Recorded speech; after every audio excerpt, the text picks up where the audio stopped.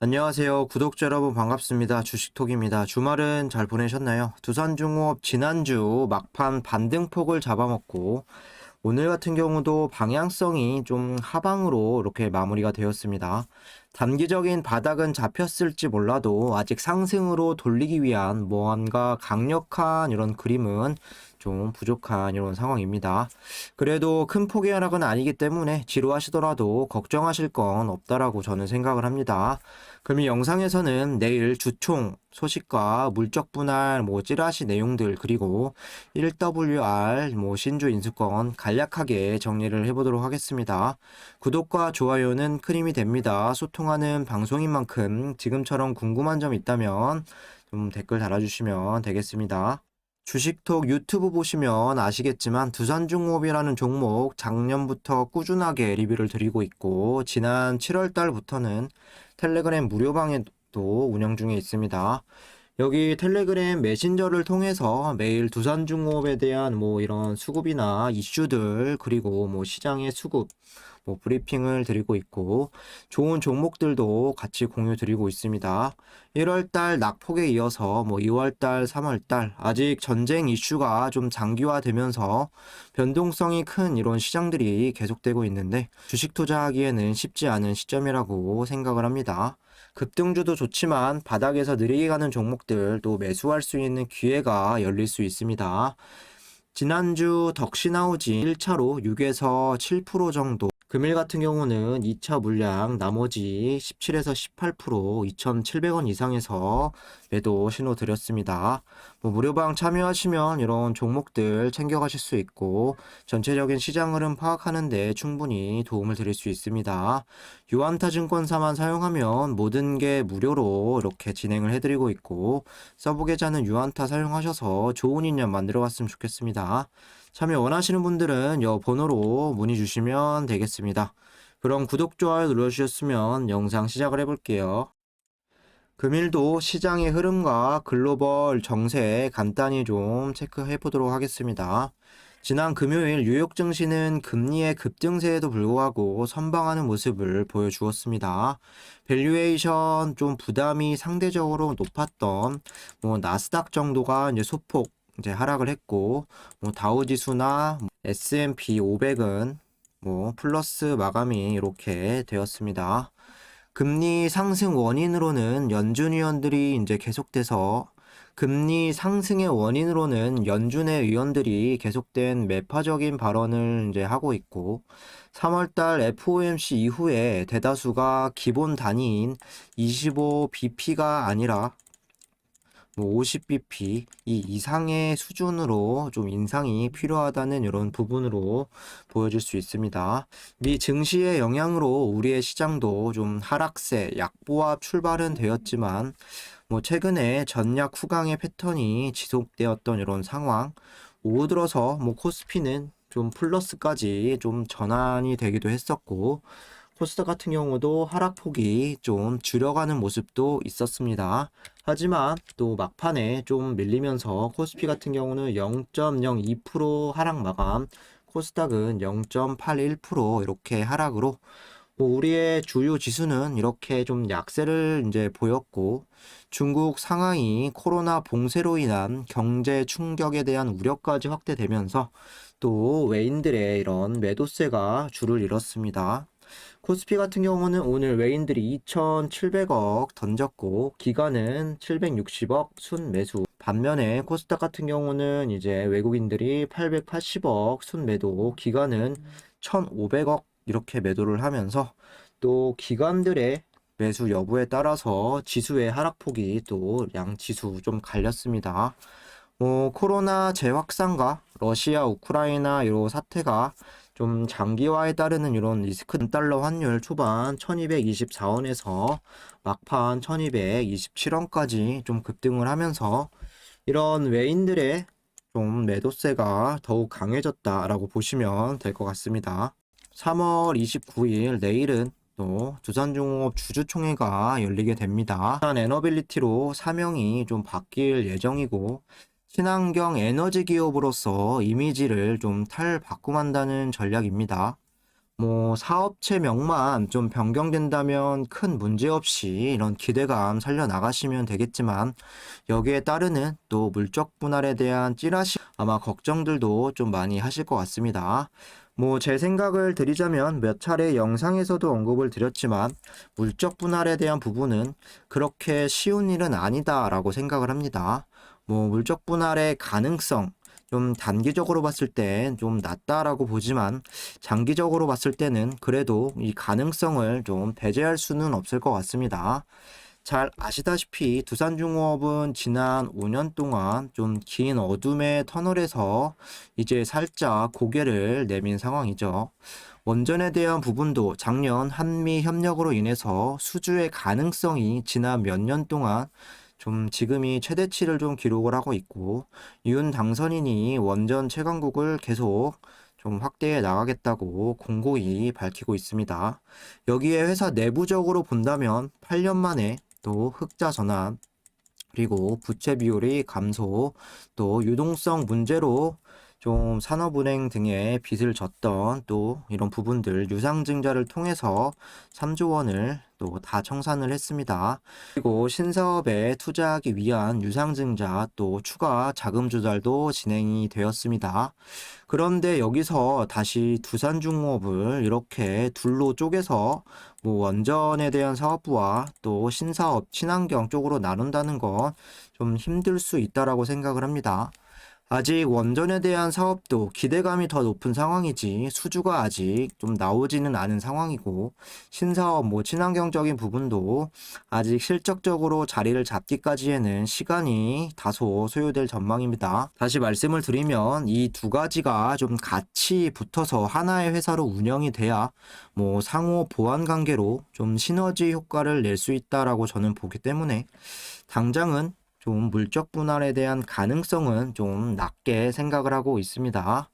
여기 사진에 좀 나와 있는 것처럼 뭐 두산 에너빌리티 실적이라고 미리 좀 나와 있는데 작년에 8,900억 원의 영업이익을 좀 기록을 했습니다. 뭐 매출이 이렇게 초록색으로 많이 나오는 거에 반해서 좀 영업이익이 그동안 상당히 좀 좋지 않았고 2020년도에는 좀 적자로 진행이 되었었죠. 뭐 이 현 상황에서 두 개로 나눠서 좀 진행할 필요가 있을까 이런 생각도 좀 들게 하는 부분이고 회사 입장에서도 뭐 신사업적인 부분과 원전이 좀 본격적으로 뭐 수주라던가 이런 부분들이 좀 나와야 좀 물적 분할에 대한 부분들을 좀 발표하지 않을까 생각을 하고 있습니다.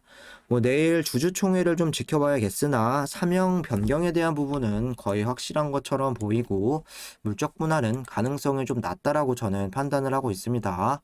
다시 한번 주주들을 기만하는 이런 결과를 초래하지 않았으면 좋겠습니다. 한 가지 더 궁금해하실 수 있는 부분인데요. 두산중공업의 또 신주 인수권 1WR 좀 간단하게만 설명드리도록 하겠습니다. 아시다시피 1WR의 행사 가격은 14,900원이고 또 본주 전환 행사 종료일은 4월 4일이며 1WR의 이제 거래 정지는 4월 1일에 시행이 됩니다. 그렇기 때문에 3월 31일까지 좀 결정을 하셔야 또 이런 갖고 계신 이런 물량들이 폐기되지 않습니다.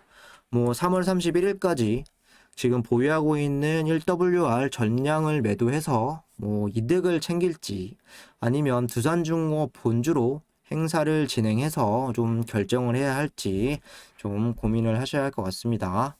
뭐 보유하신 매수가에서 뭐 오늘 1WR 종가가 11,800원쯤에서 마무리가 되었는데 이 구간에서 이제 좀 내가 수익권이다라고 하면 정리하셔도 되고 아니다라고 하면 본주로 또 행사를 하실 수가 있겠죠.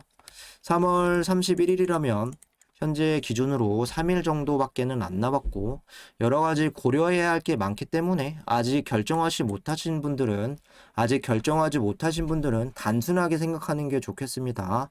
쉽게 말씀을 드리면 1WR 3월 31일까지 당연히 3일 동안 계속 오르는 게 유리할 수 있겠고 두산중공업 같은 경우도 뭐 좀 장기적으로 봤을 때도 계속 올라야 하는 게 또 유리할 수가 있겠습니다.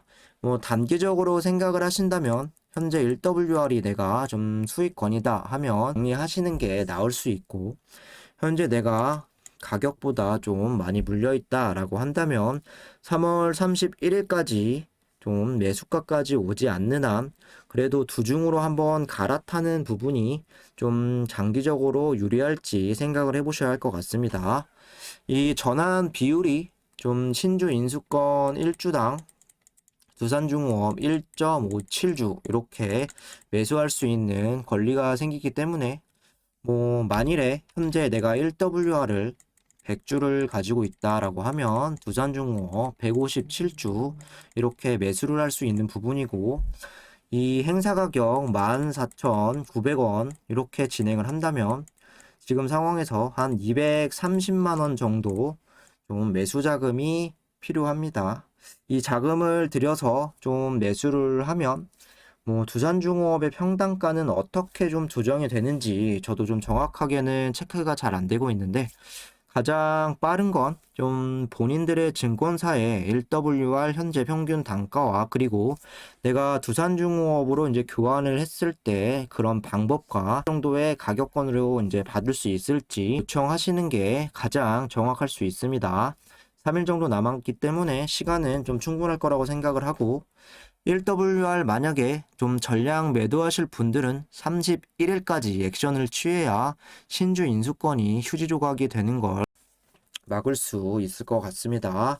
이 부분들 좀 참고해 주시면 될 것 같습니다. 이어서 매매 동향을 좀 볼게요. 뭐 한눈에 봐도 뭐 전체적인 수급은 뭐 파란불이 훨씬 많다라는 걸 느낄 수 있습니다. 레인이 오늘 48만 주 매도, 기간도 48만 주가량 매도, 프로그램도 47만 6천 주가량 또 동반 이탈을 하게 되었고, 뭐 개인들이 96만 주로 좀 계속 개인들만 이렇게 꾸준하게 매수세를 보여주고 있는 이런 상황입니다. 외인 같은 경우는 최근 며칠간 또 매도 우위를 좀 보여주고 있고, 개인은 뭐 거의 한 달 동안 거의 풀 매수 가까이 하고 있고, 그와 반대로 기관은 풀 매도 좀 하는 이런 상황이죠.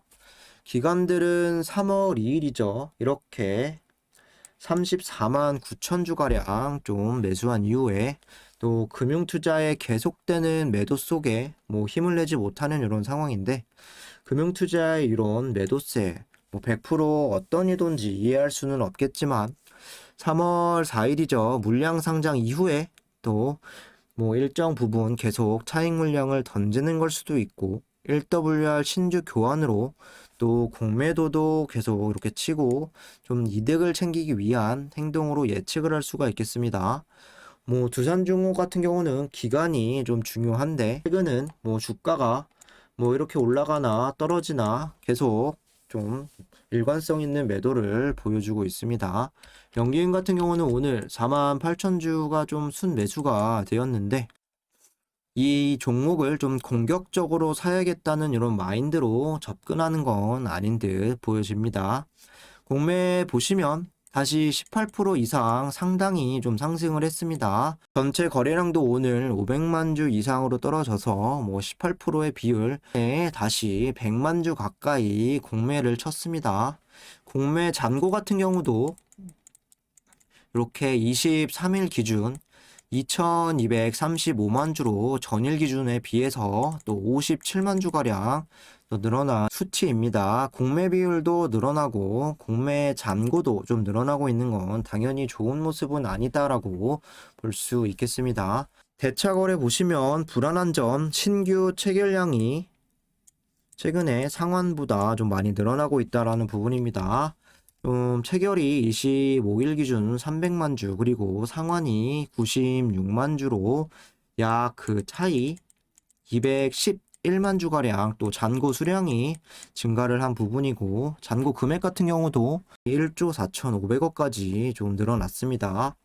공매 잔고와 그리고 공매 비율도 좀 늘어나는 이런 수치에서 줄어들고 있는 대차 거래까지 다시 늘어나고 있는데요. 뭐 다행스러운 점은 그런 상황에서도 주가는 막 그렇게 크게 빠지진 않는다는 이런 부분, 그리고 곧 1WR 곧 1WR 신주가 좀 정지가 되고 4월달 좀 본주로 이렇게 행사를 해서 좀 기간별로 이런 상장이 될 텐데 이 부분과 좀 연관이 있다. 그리고 당분간은 이런 비율들을 계속 유지할 수 있다라고 생각을 해주시면 되겠습니다. 이슈 체크를 해볼게요. 두산중업 사무채 1,000억 원 발행. 1,000억 원 규모의 사무 회사채 발행에 성공했다. 나아진 신용도와 수주 환경을 바탕으로 대규모 조달에 나섰다는 평가다. 지난 23일 2년 만기 1,000억 원 규모의 사무채를 발행했다. 운영 차원 자금 목적으로 표면 이율은 연 4.8%에서 결정됐다. 지난해 12월 발행한 사무채 2년 금리물 대비 0.5% 대비 높은 수준이다. 최근 석 달 사이 채권 금리가 빠르게 뛰면서 이자 비용도 올라갔다. 이자 비용이 다소 올랐어도 한 번에 1,000억 원대 사무채 발행을 성공한 것은 눈에 띄는 변화다. 탈원전 기조가 강화되며 채권 발행이 여의치 않았고 기관들이 두산중업의 주식은 물론 채권 투자에 소극적인 자세를 취했기 때문이다. 이렇다 보니 최근 몇 년간 사무채 수준은 50억에서 한 150억 수준 이렇게 통해서 자금 조달을 이어왔다. 두산중업에 대한 투심이 살아나며 대규모 사무채 발행에 성공했다고 분석이 되고 EU 텍소노미의 조건부 승인으로 원자력에 대한 글로벌 인식이 변화, 국내 투자자들 사이에서 주식은 물론 채권 투자에도 긍정적인 변화가 감지되고 있는 것으로 분석됐다. 재무구조 개선 작업 등으로 재무 부담이 완화된 점도 투심에 영향을 미쳤다. 신용등급을 BBB-에서 BBB 0단계로 상향 조정을 했다. 유증 이후 회사의 순차입금 규모는 2조 7천억 원 수준으로 줄었고 부채 비율과 차입금 의존도도 각각 114%, 28% 수준으로 크게 개선이 되었다. 수주 환경에 대한 기대감도 나온다. 재점화된 신규 원전 수요는 2022년 13기가와트에서 2037년 96기가와트로 성장할 것으로 전망한다면서 단기적으로 3, 4호기 신한울 주기기 납품 및 수면 연장 임박에 원전에 대한 교체 설비 수주를 기대한다고 말했다. 이 뉴스로 확인해 볼 수 있는 건 사모채로 1,000억 원을 빌려서 다시 좀 자금 조달을 했다라는 부정적인 시각으로 볼 수도 있지만 긍정적인 부분도 당연히 확인할 수 있습니다. 본문에 나와 있는 것처럼 이자율이 좀 이렇게 올랐어도 지난 2월 3조 원의 빚을 다 갚으면서 이자 비용으로 나왔던 몇십억 또는 몇백억 규모의 비용들이 확 내려가는 이런 부분에서 좀 가능해졌다는 부분, 그리고 자금 조달 그동안 작은 규모로 계속 진행을 했으나 신용등급이 오르고 회사에 대한 믿음이 생겨서 또 돈을 이렇게 끌어올 수 있다라는 의미가 될 수 있습니다. 한 번의 큰 자금 조달 규모와 그리고 올라간 이자율에도 문제없이 진행했다라는 부분은 회사에서 그 부분을 또 갚을 수 있는 자신감으로도 볼 수도 있고 앞으로 성장 가능성에도 문제가 없다라고 또 해석을 해볼 수가 있겠습니다. 이어서 보시면 머스크 원전 폐쇄는 완전히 미친지 떠나려는 나라가 있어 놀랐다. 일론 머스크는 인터뷰에서 우크라이나 전쟁부터 원자력 발전, 출산율 저하, 개발 중인 휴머노이드 로봇까지 다양한 주제에 대해서 좀 이야기를 했다.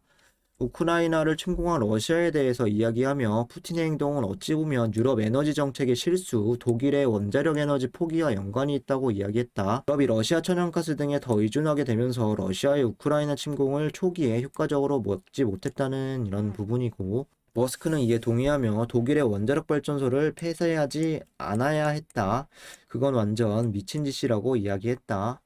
그는 원자력 발전소를 폐쇄하지 말아야 하고 폐쇄한 것들로 다시 열어야 한다며 원자력은 에너지에서 가장 빠르게 생산하고 특히 심각한 지진이나 쓰나미가 없는 곳이라며 원자력 발전소의 실제 위험은 없다라고 말했다.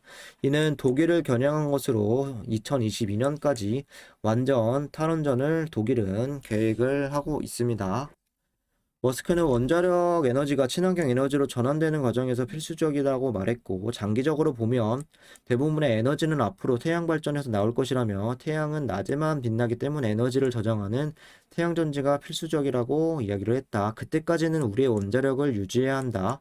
아무리 강조해도 지나치지 않는다. 원자력을 차단하는 것은 완전히 좀 미쳤다라고 이야기를 했습니다.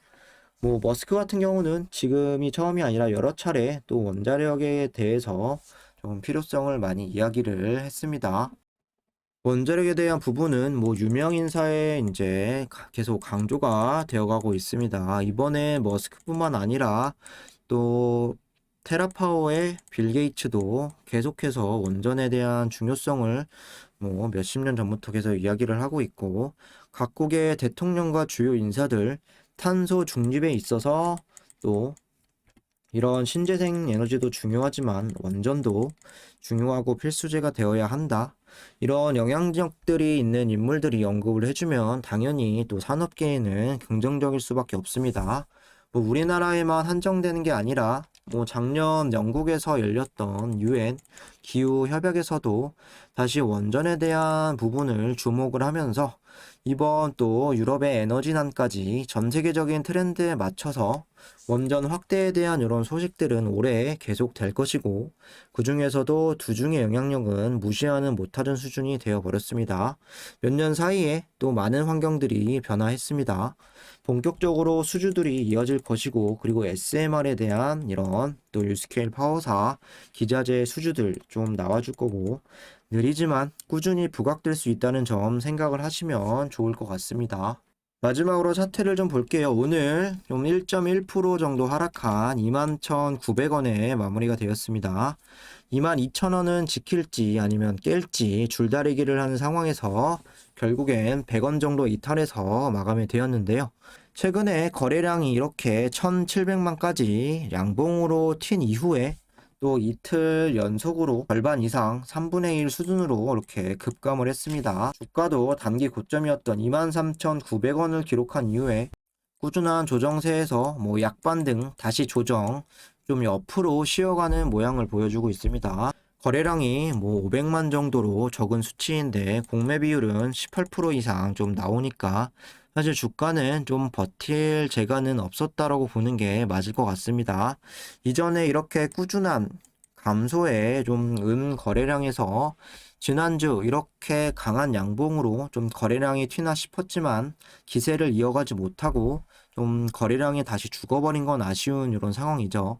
지금 필요한 건 이 지루한 그림을 좀 타게 해줄 만한 거래량 거대한 좀 양봉이 다시 터져 나오면서 주가를 23,000원 위로 안정적으로 좀 유지시키는 이런 그림입니다. 그게 아니라면 이렇게 비슷한 거래량이 계속 만들어지면서 주가는 좀 옆으로 이렇게 횡보 아니면 조정세를 만들어갈 확률도 높아 보입니다.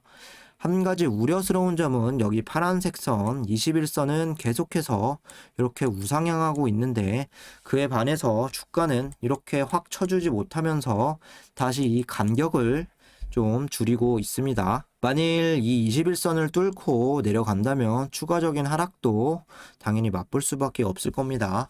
아직까지는 뭐 주가의 낙폭이 그리 크지 않다는 점, 뭐 기회를 살려나갈 수 있다는 긍정적인 부분과 거래량이 계속 이런 상태로 진행이 된다면 또 조정도 계속 발생할 수 있다라는 점도 모두 이제 체크를 하셔야 할 것 같습니다. 박스권을 좀 유지하면서 뭐 중요한 구간에 크게 이탈하지 않으면 크게 걱정하실 건 없어 보이고, 변곡점 23,000원 돌파 이후에 1차 뭐 25,000원, 2차 26,000원 여기 고점까지 좀 바라보면서 대응하시면 될 것 같습니다. 이상으로 영상 마무리하도록 하겠습니다. 구독과 좋아요 한 번씩 부탁드리고, 두산중공업 혼자서 대응하기 어려우신 분들이나 이렇게 어려운 시장 좀 수익 챙기고 싶으신 분들은 유한타증권사만 사용하면 모든 게 무료라고 설명드렸습니다. 영상 초반 전화번호 보시거나 댓글에 나와 있는 번호로 문의 주시면 되겠습니다. 감사합니다.